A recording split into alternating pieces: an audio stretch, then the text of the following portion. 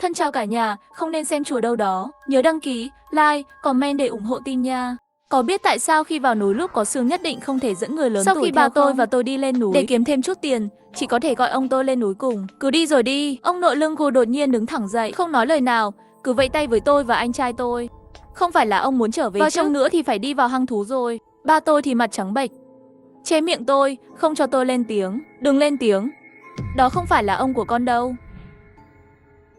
Chỉ thấy ba tôi châm cây đuốc trên tay lên, gọi tôi đến gần.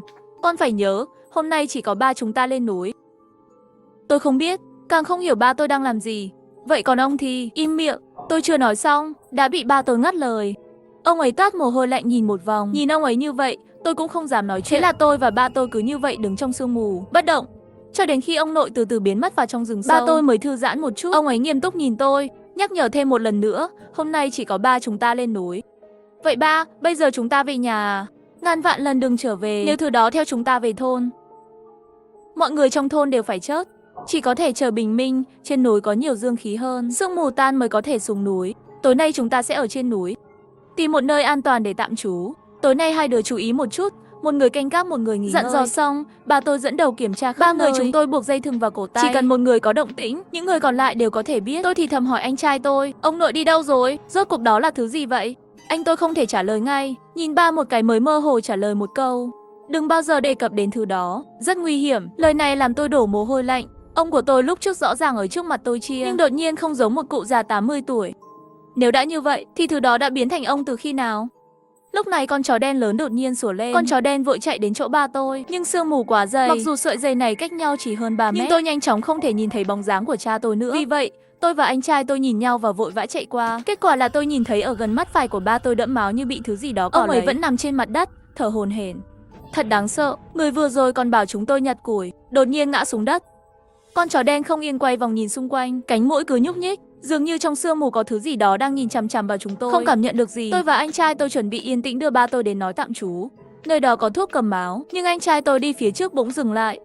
Em trai, em có nhớ không? Chúng ta đi từ hướng nào đến không? Tôi cứng đờ cả người. Nơi đặt cột mốc, cách chúng tôi nhiều nhất cũng là 2-3 mét. Chúng tôi còn chưa đi được bao xa. Theo lý thuyết thì không khó tìm mới đúng, nhưng mãi không tìm được nơi. Anh trai tôi giào ba vào tay tôi.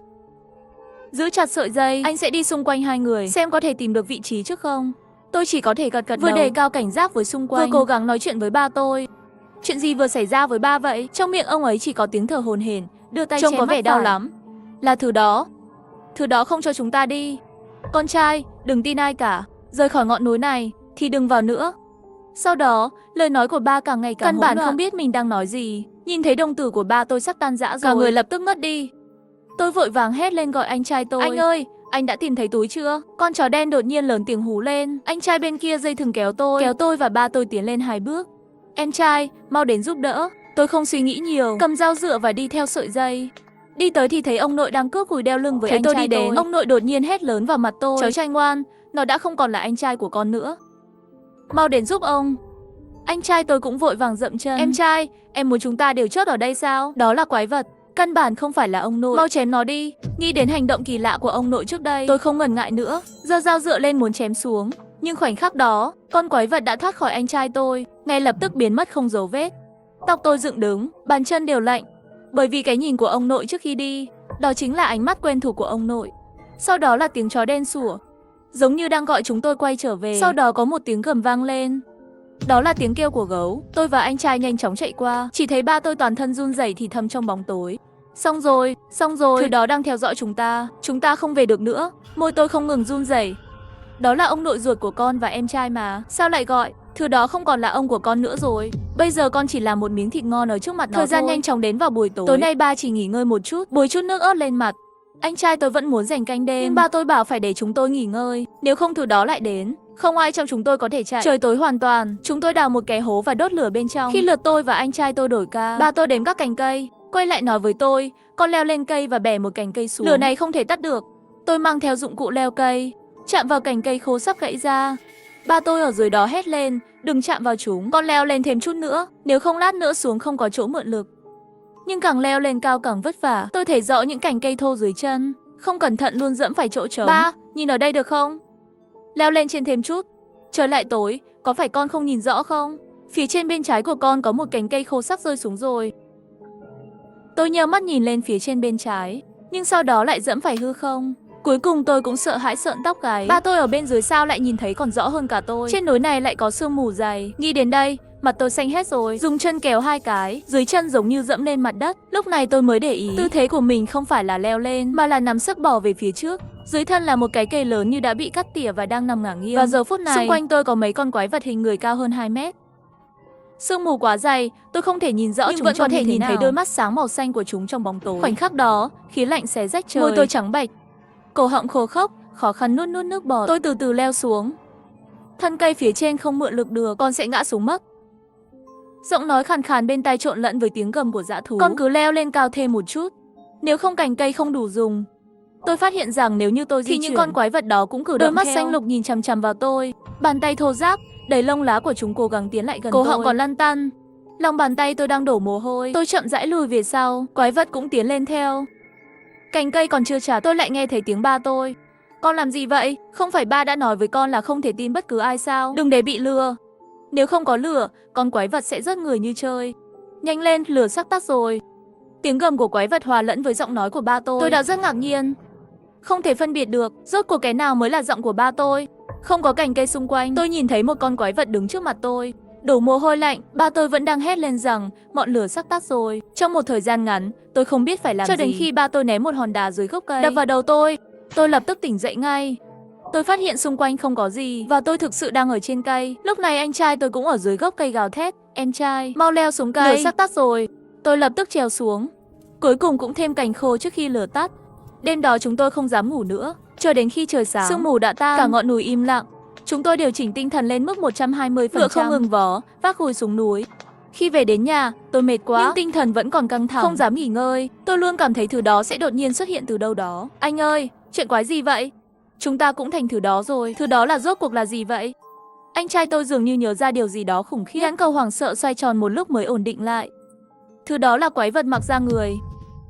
Ngay sau đó, anh trai tôi đã nói với tôi một sự thật khủng khiếp. Anh trai sắc mặt ủ rũ, dùng một biểu cảm rất kỳ lạ nói: ông nội của chúng ta đã trở thành lão bái rồi. Tôi hỏi anh ấy, rốt cuộc lão bái là thứ gì? Nhưng anh trai tôi không trực tiếp trả lời câu hỏi của tôi, mà tiếp tục giải thích. Người kiếm ăn trên núi như chúng ta đều phải học tiếng động vật, mặc da thú, bôi mồi của dã thú, tự nuôi mình như một con thú. Có thú tính, một mặt có thể giao tiếp với dã thú trên núi, mặt khác là khiến cho dã thú trên núi không dám gây rối với chúng ta. Chuyện này tôi biết, tôi lớn lên trong bộ da sói. Trên người từ từ có mùi sói. Sau đó anh ấy cẩn thận đến bên tai tôi và nói: nhưng làm sao khiến những người này có thể có thú tính được? Chỉ có dã thú mới có thú tính. Mới hiểu được lời nói của dã thú. Khi nói điều này, hơi thở nóng ẩm của anh ấy phả vào sau tai tôi. Có mùi hôi của gấu. Sau lưng tôi lập tức toát mồ hôi lạnh. Người này học dã thú lâu rồi, không phân biệt được chính mình là người hay là quái vật. Em phải cẩn thận, lão bái này còn thông minh hơn cả thú. Anh trai tôi nói vậy, tôi lập tức ngay cả da sói cũng không dám mặc nữa. Nếu có một ngày tôi chỉ nhận sói không nhận người, dẫn sói vào và ăn hết cả nhà thì sao? Giống như nhìn thấy nỗi sợ hãi của anh trai tôi bỗng nhiên cười. Rõ ràng là bộ dáng mà trước đây tôi rất quen thuộc, giờ lại khiến tôi cảm thấy sợ hãi. Em trai đừng sợ, chúng ta còn quá trẻ, không đến mức đó được. Chỉ có người già mới mơ màng, không biết mình là người hay thú. Tôi lập tức hiểu ý của anh trai tôi. Ông nội có thể là bởi vì từ nhỏ như vậy, sau đó bây giờ ông tôi già rồi, đầu óc lú lẫn, cho nên đã biến thành lão bái. Tôi không đồng ý với lời giải thích của anh trai tôi. Ngày hôm sau anh trai tôi ra ngoài bán đồ. Ở nhà, ba tôi ngủ trên giường cả ngày.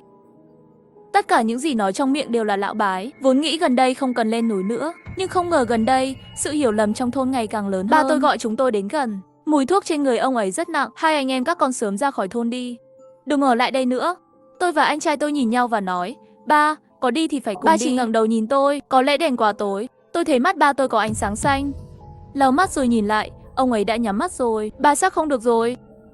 Lấy tiền và rời đi đến nơi đông người. Lão bái sợ người.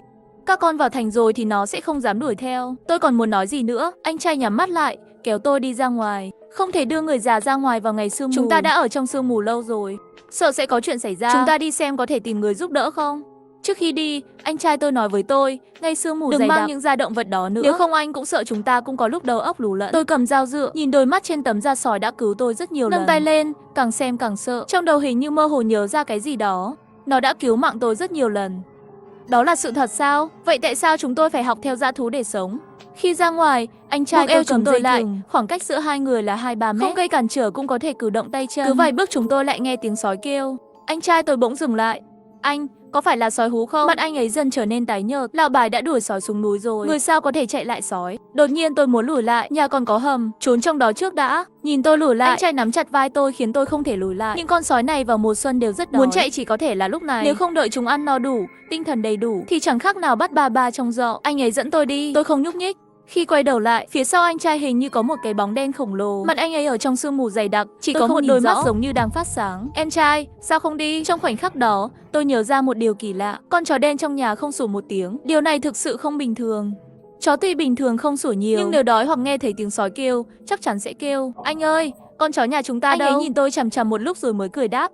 Con chó nhà chúng ta già ba, vậy thì phải cho nó ăn chút gì đó. Nếu không có sức lực chống lại tôi sói. Quay lại nhìn tôi. Em trai à, sao hôm nay em có nhiều câu hỏi thế? Hơi bất thường. Em, không phải là lão bái, phải không? Tôi chợt cảm thấy sợ hãi. Anh đang nói gì thế? Em còn nghĩ anh là lão bài đó. Tất cả đều lùi lại một bước. Cởi trói dây thừng quấn trên eo, dừng cuộc quanh vài vòng quanh tay là được rồi. Nếu không anh cũng sợ. Chúng tôi muốn tìm người trong thôn giúp đỡ, nhưng chỉ sợ họ cũng là lão bái. Cứ vậy yên lặng đi về phía trước. Đi đến lối vào thôn, có mấy cái bóng mờ. Anh trai tôi lập tức dừng lại thử hỏi, ai ở đó? Sương mù quá dày, không khí hít vào cũng thật khó chịu. Miệng chúng tôi đều sắp chôn trong khăn quàng cổ. Bên ngoài có mùi gì cũng không thể ngửi thấy. Đối phương lắc lư từ từ tiến về phía chúng tôi, nhưng anh trai tôi cách nhau một khoảng cách. Cẩn thận nhìn mọi hướng, anh trai lên tiếng hỏi, rốt cuộc là ai ở đó vậy? Đừng giả ma giả quỷ. Trực giác làm cho tóc tôi dựng đứng, lùi lại từng bước một. Có một khoảnh khắc, tôi muốn nói với anh trai tôi rằng chúng ta hãy chạy về nhà đi. Dù sao, ít nhất đó vẫn là một môi trường quen thuộc. Nếu không nói chuyện thì đừng trách chúng tôi không khách khí nhé. Khi anh trai tôi lấy dao và bày dáng vẻ như muốn tấn công, trong khoang mũi lại phát ra tiếng gầm như tiếng gấu. Nhưng đợi đến khi sương mù tan đi một chút, tôi và anh trai tôi đều sửng sốt. Người trước mắt không phải là ai khác mà là ông nội. Nhưng không phải ông nội đã biến thành lão bái rồi sao? Tôi không kịp suy nghĩ. Ông nội chỉ nói một câu. Chính câu nói này khiến tôi hoàn toàn sợ hãi. Anh trai à, em trai của anh sắp mất kiểm soát rồi. Tôi đã báo cảnh sát rồi. Mau khống chế nó lại đi. Tôi mất kiểm soát, gọi cảnh sát. Rốt cuộc là có chuyện đã biến thành lão bái rồi sao? Đột nhiên tôi cảm thấy trong đầu như một mớ hỗn loạn. Tôi luôn cảm thấy như mình đã quên một điều gì đó. Nhưng tôi chưa kịp hỏi thêm. Ông nội và anh trai tôi cầm dao từ từ đến gần tôi. Cảm giác đó giống như nếu tôi tỏ ra hung hăng một chút, họ sẽ giết tôi bất cứ lúc nào. Trong lòng tôi cảm thấy tuyệt vọng, nghĩ rằng ông nội và anh trai tôi chắc hẳn đã trở thành lão bái rồi. Bây giờ tôi chỉ có một mình, chắc chắn không phải là đối thủ của hai người bọn họ. Ngay khi hai người họ sắp bắt được tôi, bên tai tôi hình như nghe thấy tiếng sói hú. Những lão bái có vũ khí đang muốn xé xác tôi, đột nhiên bị sói cắn, hú hét và đánh nhau với sói. Lúc này tôi mới nhớ đến, quần áo trên người bên trong là da sói tôi lặng lẽ giấu bên trong. Tôi gào lên 2 tiếng, sói bảo vệ tôi lùi lại. Tôi nhìn anh trai tôi người đầy máu, nhìn tôi nhe răng. Anh ấy hét lên và lao về phía tôi. Con sói cứu tôi bị chém thành 2 phần ở trước mặt tôi. Đôi mắt của anh trai tôi nhấp nháy màu xanh lá cây, không còn hình người, thật sự rất dọa người. Anh trai tôi thực sự đã trở thành lão bái rồi. Người trong thôn chúng tôi đều có bệnh động vật. Khi chết, khả năng trở thành lão bái cũng rất cao. Chân tôi đột nhiên mất sức, tôi chạy ra ngoài thôn. Sương mù trước mắt sắp tan rồi. Tôi mở to mắt cố gắng bước nhanh hơn. Cuối cùng tôi đến thị trấn gần thôn nhất. Ở đây có nhiều xe, người cũng không biết tại sao tôi lại cảm thấy sợ hãi. Họ khác với những người trong thôn mà tôi biết. Trên đường có người nói gì đó, cũng nghe không hiểu lắm. Nhìn thấy trên người tôi đầy máu, họ nhìn tôi đầy thương hại. Họ đưa tôi đến đồn cảnh sát. Tôi biết cảnh sát có thể giúp chúng tôi. Mặc dù giao tiếp rất vất vả, nhưng cảnh sát cũng nhanh chóng đã xuất hiện. Trên xe, tôi vừa sợ vừa trò chuyện của họ khiến tôi ngây ngốc. Cẩn thận một chút, tôi thấy con sói này không biết nói, hơn nữa rất nguy hiểm, không thể mất cảnh giác. Tôi muốn giải thích rằng tôi không phải là con sói, nhưng những lời tiếp theo của họ lại khiến tôi như rơi vào hầm băng. Sói gì chứ?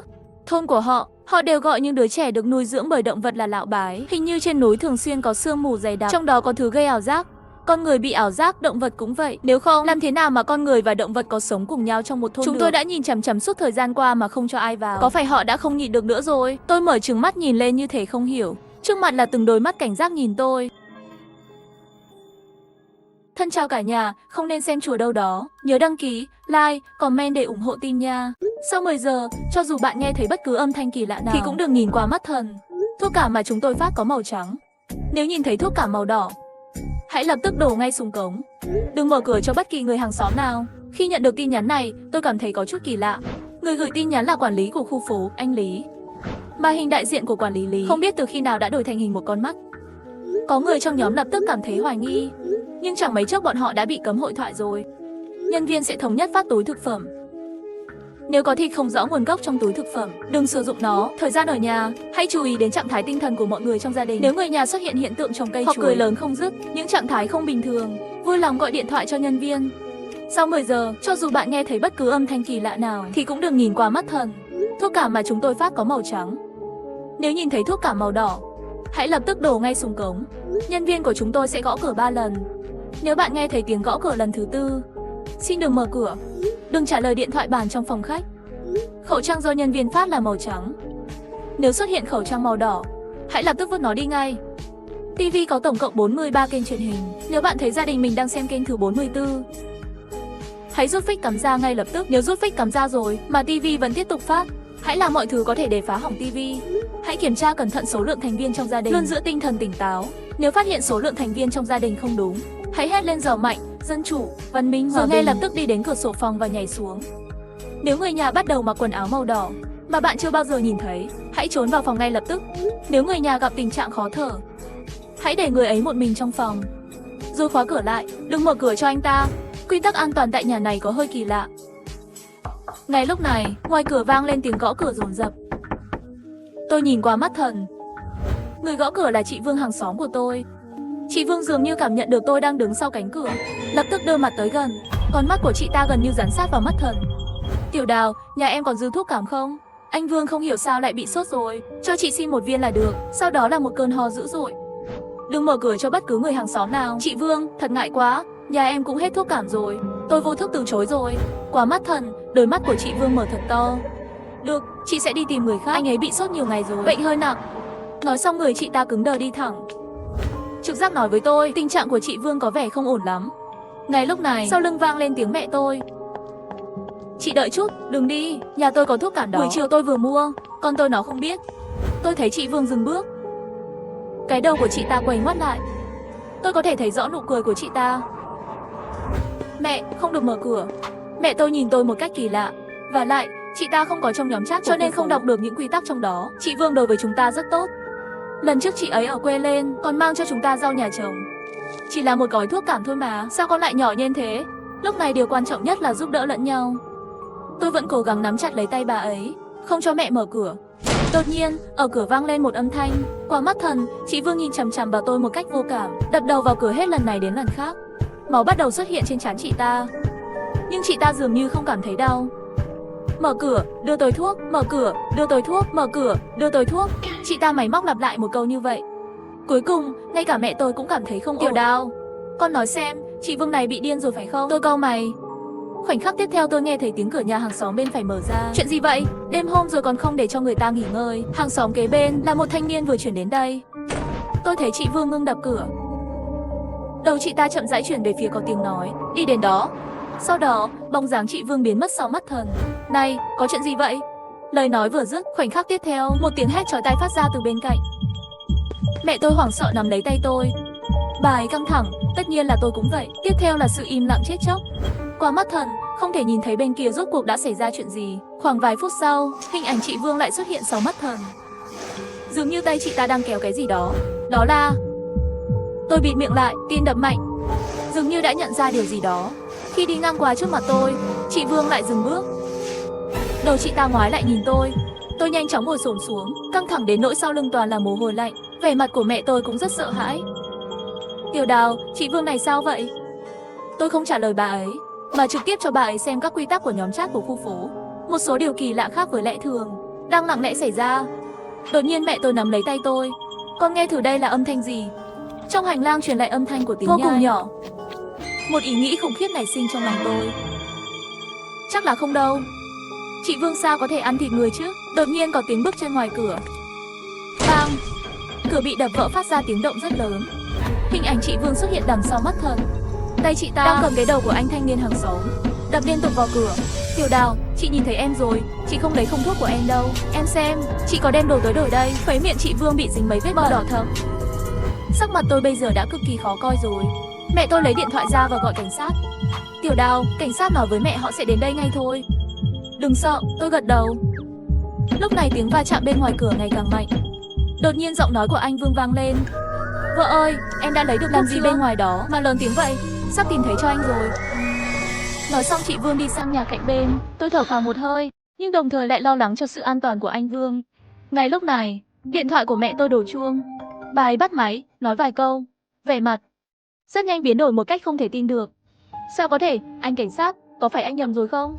Thưa bà, không phải như vậy đâu, chúng tôi đã đến nhà bà rồi để hỏi xem tình huống là gì. Con bà chỉ đứng đó và cười với chúng tôi, cười rất kỳ quái. Được rồi, lần sau không vậy nữa nhé. Điện thoại bị cốt rồi. Tôi nhận ra rất rõ ràng, bây giờ tôi đang ở đâu. Tôi em rằng nó không còn là thế giới thực nữa. Toàn bộ khu phố của chúng tôi đã cách biệt với thế giới thực. Lúc này ngoài cửa lại vang lên tiếng gõ cửa. Xin chào, chúng tôi ở đây để phát túi thực phẩm. Xin hãy mở cửa. Một nhân viên mặc đồng phục màu trắng đứng bên ngoài. Mẹ tôi vừa định mở cửa, tôi liền lắc đầu với bà, bởi vì vừa rồi anh ta gõ cửa 4 lần. Mẹ không thể mở cửa. Tiếng gõ cửa không đúng, tới 4 lần. Tôi hạ giọng nói, xin chào. Xin hãy mở cửa lấy túi thức ăn. Nhân viên bên ngoài giọng điệu dần trở nên thiếu kiên nhẫn, nhưng tôi quyết không mở cửa. Mở cửa ra, mở cửa ra. Và khi đó điện thoại của tôi có tin nhắn tới. Nhóm chat lúc này đã gỡ bỏ quyền cấm hội thoại rồi. Tôi nói này, chuyện gì đang xảy ra với nhân viên của các anh vậy? Sau khi tôi mở cửa, anh ta không nói gì, cứ liên tục cười với tôi, cũng không đưa túi thức ăn đang cầm cho tôi. Khoan đã, trong túi thức ăn sao lại? Đoạn âm thanh đột ngột dừng lại. Sao vậy? Không sao chứ? Sợ chết được, mau nói đi chứ. Xin lỗi mọi người, tôi vừa nhìn thấy một con bọ. Bây giờ thì ổn rồi. Sau khi tôi nghe xong đoạn âm thanh này, trong lòng lại có một cảm giác vô cùng bất an. Tôi sợ hãi chạy ra ban công. Từ góc nhìn này của tôi, vừa vặn có thể nhìn thấy căn hộ 304 đối diện. Chỉ thấy chủ nhà 304 đang cúi đầu, đứng trong phòng khách. Có một túi na lan màu trắng dưới chân anh ấy. Chắc là túi thực phẩm. Anh ấy cúi xuống người cứng đờ, lấy ra một thứ gì đó từ túi na lan. Chờ đã, đó là... Chân tôi ngay lập tức mềm nhũn ra. Người đứng không vững, ngã ngay xuống đất. Thứ mà người đàn ông lấy ra từ túi na lan rõ ràng là cái đầu của anh ta. Ngay sau đó, người đàn ông quay đầu lại, nhìn thẳng về hướng của tôi. Anh ta bước nhanh đến cửa kính của ban công, áp sát mặt mình lên đó, nhìn tôi với đôi mắt bối rối. Tôi người đầy mồ hôi, gần như sửng sốt trở ngay vào phòng. Mẹ nhìn thấy sắc mặt tôi trắng bệch, liền hỏi tôi đã trông thấy gì. Tôi hít một hơi thật sâu, lắc đầu đi về phía cửa. Sáu mắt thần, đã không còn nhìn thấy bóng dáng của nhân viên đó nữa. Chỉ có một túi thức ăn nằm trơ trọi trên mặt đất. Chờ hơn 10 phút, tôi mới cẩn thận mở cửa. Ngoài ra còn có một vết máu đỏ sẫm trên hành lang. Tôi nhanh chóng mang túi thức ăn vào. Ngay khi tôi chuẩn bị đóng cửa, một bàn tay đột nhiên thò vào. Tôi bị dọa suýt chết. Là anh Vương, đầu anh ta bị cắn chỉ còn lại một nửa. Trên bụng còn có một lỗ lớn. Đau đầu quá, Tiểu Đào, cậu nói xem, sao anh cứ cảm thấy đầu mình nhẹ tênh tênh ấy nhỉ? Có gì đó không ổn. Đầu đau kinh quá, trên người cũng đau vô cùng, uống thuốc cũng không có tác dụng, toàn thân tôi lạnh dần. Anh Vương đưa tay ra sờ vào đầu của mình, rõ ràng là anh ấy bị sốc rồi. Anh nhớ ra rồi, vợ anh cho anh ăn thứ gì đó rất kỳ lạ. Cô ấy nói đó là thuốc cảm, có thể đó không phải là thuốc, là đầu người. Nhưng sao lúc đó anh lại không nhận ra nhỉ? Anh cứ tưởng đó là thuốc cảm, nên anh cứ uống thôi. Kết quả, vợ anh nói vợ anh đói rồi. Anh nấu mì cho cô ấy ăn, nhưng cô ấy vẫn thấy đói, rồi cứ nhìn chằm chằm vào anh. Mẹ tôi nhìn thấy dáng vẻ của anh Vương, đã sớm sợ đến chân mềm nhũn ngồi trên mặt đất rồi. Lúc này giọng nói của chị Vương từ bên cạnh truyền đến. Lão Vương, em đói rồi. Anh Vương nhìn tôi một cái, thả tay tôi ra và đi về nhà mình. Sau khi anh Vương đi, tôi mở lòng bàn tay ra, tìm thấy một ghi chú có dính máu. Sau khi đóng cửa, tôi mở tờ giấy này ra. Cậu đã nhớ ra chưa? Đây không phải lần đầu tiên cậu trải qua chuyện này. Anh nhớ ra rồi, cậu đã nói với anh. Nếu anh nhớ ra, nhất định phải đến nhắc nhở cậu. Xem nhật ký trong phòng. Còn nữa, cẩn thận, chữ đằng sau ghi chú bị vết máu nhuộm hoàn toàn không đọc được. Tôi bối rối cầm tờ giấy trong lòng bàn tay. Những từ trên ghi chú có nghĩa là gì? Đây không phải lần đầu tiên tôi trải qua chuyện này. Còn cuốn nhật ký trong phòng là thế nào? Lúc này mẹ tôi làm gián đoạn suy nghĩ của tôi. Tiểu Đào, lão Vương kia sao lại biến thành như vậy? Dáng vẻ như vậy không thể là người còn sống được. Mẹ, con sợ là chúng ta bây giờ không phải đang ở thế giới thực. Vì vậy, mọi chuyện đều có thể xảy ra, không tuân thủ quy tắc. Kết cục sẽ rất đáng sợ. Mẹ tôi gật đầu. Sau đó chúng tôi mở túi thức ăn ra. Bên trong có một ít rau và thịt bò rán nhãn. Ngoài ra còn có một túi thịt hoàn toàn không có nhãn mác. Túi thịt này tỏa ra mùi thơm kỳ lạ. Thịt thơm quá, chắc ngon lắm. Mẹ tôi đột nhiên nhìn thịt trong tay tôi một cách kỳ lạ. Tôi vội vàng ném thịt vào thùng rác. Lúc này điện thoại của tôi lại đổ chuông. Lấy ra xem thì trong nhóm vừa phát lên một quy tắc mới. Quy tắc đêm. Bọn họ trốn trong đêm tối. Trước 10 giờ, hãy chắc chắn rác đã được đóng gói trong thùng rác. Để ở cửa, nhân viên của chúng tôi sẽ đến lấy rác. Nếu hàng xóm của bạn trở nên kỳ lạ và sắp tấn công bạn, hãy đeo khẩu trang vào ngay lập tức. Khử trùng trước khi đi ngủ. Rượu thì trong suốt. Nếu bạn thấy rượu chuyển sang màu đỏ, ngừng sử dụng ngay lập tức. Đừng nói chuyện với nhân viên mặc đồng phục màu đỏ, mặc dù họ sẽ cố gắng hết sức để nói chuyện với bạn. Trước khi đi ngủ, hãy đóng cửa sổ và kéo rèm cửa ra. nhất định phải kéo ra, hãy giữ phòng sạch sẽ. Hắn ta rất thích môi trường bẩn thỉu. Trong tủ quần áo không có người, sẽ không có tiếng ho. Nếu bạn nghe thấy, ngay lập tức trốn dưới gầm giường, không được ngủ quên dưới gầm giường. Không được ngủ quên dưới gầm giường. Dưới gầm giường không có mắt. Nửa đêm nghe thấy tiếng nước nhỏ giọt trong nhà vệ sinh, xin hãy rời khỏi phòng ngay. Đi vệ sinh không được bật đèn. Tôi muốn hỏi mọi người, gói thực phẩm của mọi người có phải có một túi có mùi rất thơm không, nhưng không biết là thịt gì. Trong quy tắc có nói không được sử dụng thịt không rõ nguồn gốc, nhưng mẹ chồng tôi bị ốm, cứ muốn tôi nấu miếng thịt này. Tôi nói không được bà ấy, nên đã đồng ý. Chắc rồi. Là không sao đâu. Nhìn thấy tin nhắn này, tim tôi đột nhiên rớt xuống. Tiêu rồi, 305-6 phạm quy tắc rồi. Tôi cho mẹ chồng ăn rồi, bà ấy trở nên kỳ lạ quá. Không đúng, thứ bà ấy ăn không phải là thịt. Đó là, cứu tôi với. Một tiếng nhai kinh khủng vang lên. Tôi suýt chút nữa làm rớt cả điện thoại. 305 có phải xảy ra chuyện rồi không? Bên cạnh cứ truyền tới tiếng hét thảm thiết. Đợi đã, 305 và 304 đột nhiên đều xuất hiện trước cửa nhà tôi. Để tôi mở cửa, trông họ có vẻ không sao cả. 305 nói vừa rồi mình không cẩn thận bị ngã, nhưng tôi vẫn cảm thấy có gì đó không đúng. Tôi biết họ bị làm sao rồi. Tôi cũng biết tại sao không cho hàng xóm vào. Đầu của họ quay ngược lại. Không thể mở cửa. Ngay sau đó trong giọng nói truyền đến tiếng mở cửa và một tiếng hét. Mọi người trong nhóm đều lo lắng. Điều gì đã xảy ra với 306? Nhưng tôi biết 306 không thể trả lời được nữa. Tôi vội vàng chạy ra ban công nhìn về hướng 306. Đèn trong phòng khách 306 lúc sáng lúc tối. Tôi nín thở. Trong lần đèn sáng tiếp theo, tôi thấy mọi thứ trong phòng khách. Có rất nhiều người đang đứng trong phòng khách. Có chủ nhà 304 và 305, còn có cả chủ nhà 306. Họ đứng đó, đờ đẫn vẫy tay với tôi. Trong khoảnh khắc một cảm giác lạnh lẽo từ lòng bàn chân lan ra khắp toàn thân tôi. Tôi nhanh chóng quay trở về phòng. Lúc này, đồng hồ treo tường ở nhà hiển thị bây giờ là 9 giờ 50 phút. Tôi đóng gói xong rác rồi để ở cửa. Tôi nhìn qua cửa sổ nhà anh Vương, bên trong tối đen. Không thấy gì cả. Ngay khi tôi thu lại ánh mắt của mình, tôi đột nhiên nghe thấy một âm thanh kỳ lạ. Nó truyền đến từ cửa sổ nhà anh Vương. Chị Vương không biết từ khi nào xuất hiện ngay bên cửa sổ. Thứ mà chị ta đang cầm trên tay, đó là đầu của anh Vương. Chị Vương dương đôi mắt to nhìn chằm chằm, nắm lấy đầu của anh Vương, liên tục đập vào cửa kính. Người tôi cứng đờ đứng ngay ra. Chị Vương mở cửa sổ một cách cứng nhắc. Tiểu Đào, sao em không đưa cho chị thuốc cả? Thuốc lại hết rồi, chị cũng thấy chị đến nhà em lấy nhé. Chị Vương như muốn bỏ ra khỏi cửa sổ. Chết tiệt, làm sao bây giờ? Người tôi đã bị nỗi sợ đè nặng đến nỗi không thể nhúc nhích. Đột nhiên trong đầu tôi chợt nghĩ đến quy tắc kia. Nếu hàng xóm của bạn trở nên kỳ lạ và dường như sắp tấn công bạn, hãy ngay lập tức đeo khẩu trang vào. Khẩu trang. Chị Vương lúc này đã bỏ hẳn người ra ngoài cửa sổ. Tôi run rẩy mò mẫm lấy khẩu trang ra. Lúc này chị Vương chỉ còn cách tôi chưa đầy vài bước. Động tác của chị ta đột nhiên dừng lại, nhìn tôi một cách đầy oán hận. Cuối cùng không cam lòng bò lại vào trong bằng cửa sổ, biến mất trước mặt tôi. Lưng tôi đầy mồ hôi lạnh, không biết đã đóng cửa bằng cách nào. Tôi nói với mẹ những gì vừa xảy ra. Mặt mẹ tôi trắng bệch như tờ giấy, run rẩy hỏi, chị Vương, cả hai người bọn họ đều chết rồi à? Tôi nặng nề gật đầu, sao có thể như vậy? Rõ ràng mới đây vẫn còn khỏe. Tôi không nói gì cả, bởi vì ngay cả tôi cũng không biết chuyện gì đã xảy ra. Đột nhiên chuông điện thoại bàn trong phòng khách reo lên. Tim tôi thắt lại, đừng trả lời điện thoại bàn trong phòng khách. Nhưng mẹ tôi như người mất hồn, đi thẳng đến chỗ điện thoại. Tôi muốn giữ bà lại, nhưng lực của bà ấy rất lớn, hất tôi ra ngay lập tức. Tôi liền rút dây điện thoại ra. Không ngờ, điện thoại vẫn tiếp tục phát ra tiếng chuông chói tai. Tôi hoảng sợ, thấy mẹ mình sắp nhấc máy. Tôi dùng sức cầm lấy điện thoại đập xuống đất. Tiếng chuông liền ngừng lại. Mẹ tôi cũng dường như đột nhiên tỉnh lại. Mẹ vừa nãy bị làm sao vậy? Tôi thở phào nhẹ nhõm, mối nguy tạm thời được gỡ bỏ. Tôi vừa chuẩn bị trở về phòng, nhưng lại nhìn thấy, không biết từ khi nào, bên cạnh phòng tôi có thêm một cánh cửa. Tim tôi đập thình thịch thình thịch. Nhà tôi có thêm một căn phòng từ khi nào vậy? Mẹ ơi, tôi run lên vì sợ hãi. Cửa từ từ hé mở ra. Một bàn tay từ bên trong đưa ra ngoài. Giây tiếp theo một khuôn mặt vừa quen thuộc vừa xa lạ từ từ thò ra khỏi cửa. Tim tôi đập liên hồi như đánh trống, kêu lên một tiếng, ba. Ba tôi đã chết trong một tai nạn xe hơi 3 năm về trước, nhưng bây giờ ông ấy lại xuất hiện trước mặt tôi. Tiểu Đào, ba cứ ngủ mơ mơ màng màng, đến bây giờ mới dậy. Ba tôi cười tê tét bước ra khỏi cửa. Tôi lùi lại 2 bước, sợ hãi nhìn ông, nhưng mẹ tôi lại giống như không có chuyện gì xảy ra. Đói rồi phải không? Em làm cho anh chút đồ ăn đêm nhé. Hãy kiểm tra cẩn thận số lượng thành viên trong gia đình. Hãy luôn giữ tinh thần tỉnh táo. Nếu phát hiện số lượng thành viên trong gia đình không đúng, hãy hét lên giàu mạnh, dân chủ, văn minh, hòa bình. Sau đó ngay lập tức đi đến cửa sổ phòng và nhảy xuống. Quy tắc này ngay lập tức bùng nổ trong đầu tôi. Bố tôi há miệng ra, miệng của ông ấy đầy cho thơm màu đen.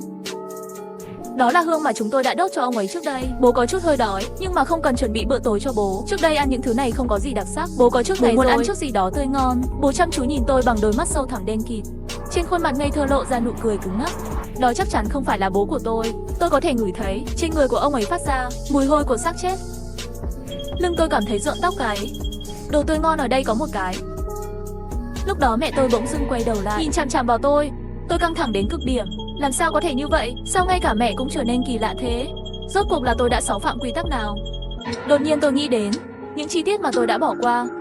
Là lúc mà đồng hồ treo tường của nhà tôi bị hỏng mấy ngày trước. Thời gian phải sớm hơn 10 phút so với thời gian bình thường. Nói cách khác, lúc mà tôi ra ngoài để vứt rác, đã là 10 giờ tối. Tôi đã xáo phạm quy tắc, trước 10 giờ phải bỏ rác ra ngoài cửa. Chết tiệt thật. Lúc này, cả bố và mẹ đều quay lại nhìn tôi. Một cảm giác nguy hiểm mạnh mẽ đang ập đến khiến tôi cảm thấy sợ hãi. Bố dường như đã nhận ra điều gì đó, đứng trước cửa phòng tôi. Tiểu Đào à, con biết điều bố đau lòng nhất là gì không? Là lúc đó khi bố bị tai nạn xe, con nhìn thấy biểu cảm của bố không phải là đau lòng mà là sợ hãi. Bố lẩm bẩm trong miệng, nhưng đầu bị lõm xuống với tốc độ có thể nhìn thấy bằng mắt thường. Trên trán của ông ấy xuất hiện một cái lỗ lớn cỡ bàn tay. Không phải, từ trước đến giờ tôi chưa bao giờ sợ bố cả. Ngoại trừ bây giờ, bởi vì tôi biết rõ cho dù ông ấy nói cái gì, đó đều không phải là bố tôi. Ánh mắt của tôi dần dần kiên định lại. Tôi hét to lên phú cường, văn minh dân chủ, hòa hợp. Trên mặt cả bố và mẹ xuất hiện một chút ngốc nghếch. Tận dụng cơ hội của họ đang ngẩn người, tôi đã đẩy họ ra nhanh nhất có thể, chạy về phía cửa sổ phòng. Lúc này bố và mẹ tôi đã tỉnh lại rồi. Bố tôi dùng sức bắt lấy cánh tay tôi. Tiểu Đào à, con định để bố ở đây lại tôi đập mình sao? Bố tôi dùng lực rất mạnh, tôi cảm thấy một lực rất lớn đang kéo tôi ra khỏi phòng. Tôi đã dùng toàn lực để thoát khỏi ông ấy, nhắm mắt lại và hét lên một tiếng phú cường. Dân chủ văn minh, hài hòa thì nhảy tim xuống tôi đập nhanh kinh khủng. Nhưng cuối cùng, cơ thể tôi rơi vào một nơi mềm mại. Mở mắt ra là giường trong phòng tôi. Mẹ đứng cạnh giường của tôi. Tôi hét lên một tiếng và ngồi dậy, dọa cho mẹ tôi giật cả mình. Nhưng mẹ tôi đã nhanh chóng tỉnh lại, vui vẻ chạm vào mặt tôi. Tiểu Đào, con tỉnh rồi. Dọa mẹ sợ chết khiếp. Con vừa ra ngoài để vứt rác thì ngất xỉu trên sàn. Mẹ không thể đánh thức con. Sau đó có một người mặc bộ đồ đỏ tiến đến. Hắn nói hắn có thể giúp con tỉnh trở lại và cứ liên tục hỏi mẹ có cần hắn giúp không. Nhưng mẹ đã nhớ lại điều đó. Quy tắc không được nói chuyện với người mặc bộ đồ đỏ. Đến một câu mẹ cũng không dám nói. Hắn thấy mẹ không nói chuyện, biểu cảm lộ ra càng ngày càng đáng sợ. Vẫn liên tục nói không có hắn ta giúp con sẽ không bao giờ tỉnh dậy. Mẹ suýt nữa thì nói chuyện với hắn ta rồi, nhưng mẹ vẫn kìm nén. Cuối cùng hắn ta đành phải lấy rác và bỏ đi. Tôi cảm thấy nhẹ nhõm vì mẹ đã không nói chuyện với hắn ta. Nếu không, thực sự tôi có thể không tỉnh lại được nữa. Tôi thầm quyết định sau khi lần này hết bệnh, tôi sẽ rời khỏi đây. Nhất định phải học tập tốt giá trị quan xã hội chủ nghĩa. Trước khi đi ngủ, tôi muốn xịt rượu vào phòng, nhưng lại phát hiện đặt trong chai rượu trên bàn, chất lỏng chứa không biết từ khi nào đã biến thành màu đỏ. Hãy khử trùng trước khi đi ngủ, rượu là trong suốt. Nếu bạn thấy rượu chuyển sang màu đỏ, ngừng sử dụng ngay lập tức, xem ra rượu không dùng được nữa rồi. Tôi đã kiểm tra lại một lần nữa, cửa sổ đã đóng, rèm cửa đã được mở ra.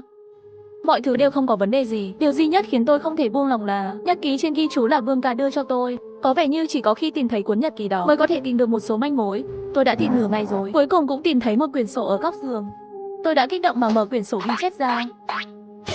Đồng tử đột nhiên co lại, bởi vì 3 câu đầu tiên trong nhật ký giống hệt với tôi.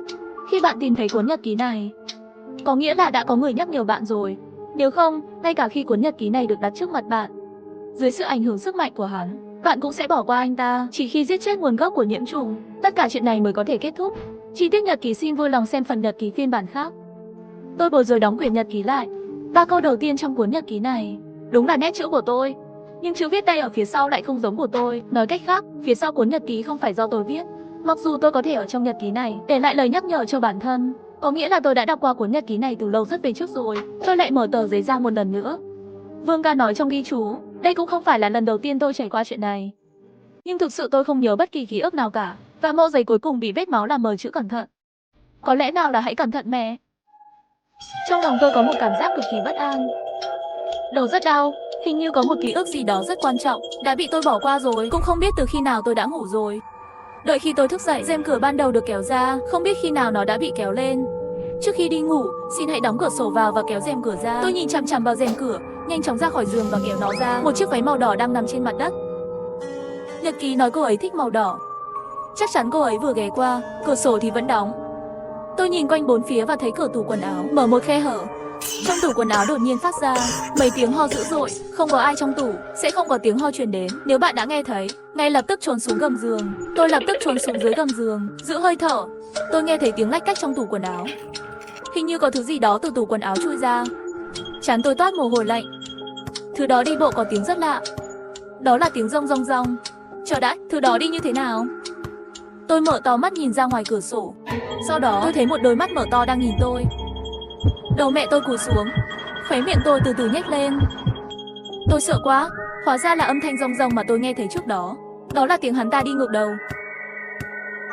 Lúc này tôi chợt nhớ ra, điện thoại nhân viên trên mã. Tôi run rẩy lấy điện thoại ra gọi. Tiểu Đào, bây giờ điều duy nhất anh có thể làm là nhắm mắt lại. Cho dù nghe thấy tiếng gì cũng đừng mở mắt ra. Tôi vội vàng nhắm mắt lại. Tiểu Đào, con mau tỉnh lại đi, con không thể ngủ dưới gầm giường. Tiểu Đào, mẹ xin con, làm ơn hãy mở mắt ra. Tôi vừa định mở mắt ra, trong lòng nhớ lại lời người phụ nữ nói trên điện thoại trước đó. Cũng không biết đã qua bao lâu rồi, giọng mẹ tôi đã biến mất. Sau khi tôi chắc chắn không có bất kỳ động tĩnh nào, mới từ dưới gầm giường bò ra, không thấy mẹ nữa, cửa tủ quần áo cũng đóng lại. Tôi nằm trở lại trên giường. Khi tôi tỉnh lại một lần nữa, đã là ban ngày rồi. Loa phát thanh trong khu dân cư liên tục phát lại một câu, yêu cầu tất cả các dân cư đến phòng quản lý để nhận thuốc cảm cúm. Tôi bò ra khỏi giường và ra khỏi phòng, thấy trong bếp mẹ đang nấu cháo. Gặp tôi đang đi vào, hắn ta cười và nói với tôi, mẹ dùng thịt bò trong túi đồ ăn gửi hôm qua, nấu một nồi cháo bò. Sắp xong rồi. Tôi gật đầu một cái, mắt liếc vào thùng rác. Tôi thấy bên trong thùng rác có những túi không có nhãn hiệu. Tôi sửng sốt, tôi nhớ những bao bì này không có nhãn mác. Tối qua đã bị tôi vứt đi rồi. Trừ khi trong khoảng thời gian sau khi tôi mở cửa và ngất đi, mẹ tôi lại nhặt túi thịt đó về. Lúc này tôi nhớ lại nội dung cuốn nhật ký. Người mẹ trong nhật ký đã tự cắt thịt mình, chia cho hàng xóm. Thịt không có nhãn hiệu liệu có phải là... Tôi không còn cảm giác thèm ăn nữa. Tôi đã không còn thèm ăn nữa, con phải đi lấy thuốc cảm rồi. Tôi vội vàng ra ngoài, đến văn phòng quản lý. Nhân viên văn phòng quản lý đưa cho tôi một hộp thuốc cảm. Tôi cầm hộp thuốc cảm đi về nhà. Mở ra xem, bên trong có 4 viên màu trắng, có 4 viên màu đỏ. Trong quy tắc nói màu trắng là thuốc cảm. Tôi lập tức lấy ra 4 viên thuốc cảm màu đỏ kia, xả vào trong bồn cầu. Lúc này mẹ tôi đi tới, bà ấy cúi xuống bồn cầu, dùng tay vớt vào trong. Cho đến khi tôi lấy ra một viên thuốc màu đỏ, tôi đã đến không kịp, chỉ có thể trơ mắt nhìn bà ta nhét viên thuốc vào miệng. Đầu tôi như muốn nổ tung. Tôi biết bà ta đã bị nhiễm bệnh rồi. Tôi chạy trốn về phòng, ngồi xuống đất. Bên ngoài có tiếng gõ cửa. Tiểu Đào, nhanh mở cửa ra. Giọng mẹ lúc đầu vẫn bình thường, sau đó trở nên sắc nét lạ thường. Mở cửa, mở cửa. Cửa bị đập vỡ. Lúc này những từ trong nhật ký lại hiện lên trong đầu tôi. Chỉ có giết chết nguồn gốc của nhiễm bệnh, tất cả chuyện này mới có thể kết thúc. Mẹ có phải là nguồn lây nhiễm không? Sau tiếng ồn lớn, cánh cửa bị đập vỡ một cái lỗ to. Khuôn mặt của mẹ thò đầu ra từ trong đó. Hắn ta cười rất lố, nhìn chằm chằm vào tôi. Con nên uống thuốc rồi, thuốc cảm cúm màu đỏ. Tôi đổ mồ hôi lạnh và lùi lại. Đúng rồi, số điện thoại của nhân viên. Tay tôi run rẩy gọi số đó. Tiểu Đào, đây là những giây phút có thể làm cho câu chuyện kỳ lạ này biến mất hay không là tùy thuộc vào bạn. Chết tiệt, nhớ ra ngay cho tôi. Cuộc gọi đột ngột kết thúc. Nào tôi bắt đầu đau dữ dội. Đột nhiên tôi mạnh mẽ, thông minh trở lại. Ký ức bị một số thế lực nào ép sâu can thiệp và thay đổi. Lúc này tất cả đều hiện lên rõ ràng trong đầu tôi.